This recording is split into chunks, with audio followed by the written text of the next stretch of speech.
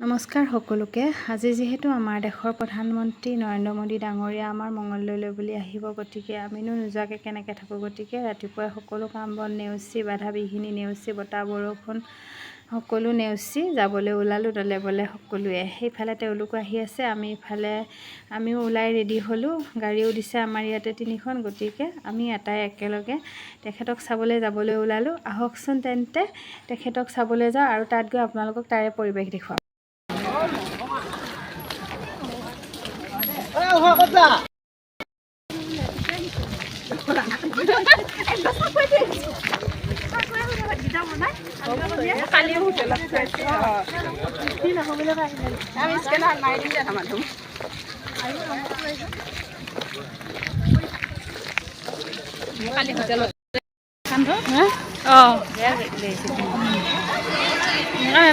খুজাই দিলোঁ মই কথা আজি সেয়া বুলি কৈছে।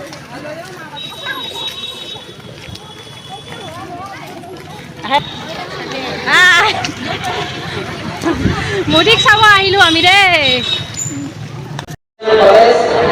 আৰু এসি নার্সিং কলেজ আরাধনা স্থাপন করা হবে ইয়াতে।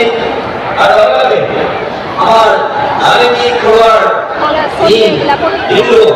এই দুটো আরাধনা স্থাপন করব আমার কাছে প্রধানমন্ত্রী নরেন্দ্র মোদী এই সকলো ৰাইজকে যিসকল বাহিৰত আছে সকলোকে মই ওচৰ চাপি আহিব পাৰে আৰু আমাৰ এই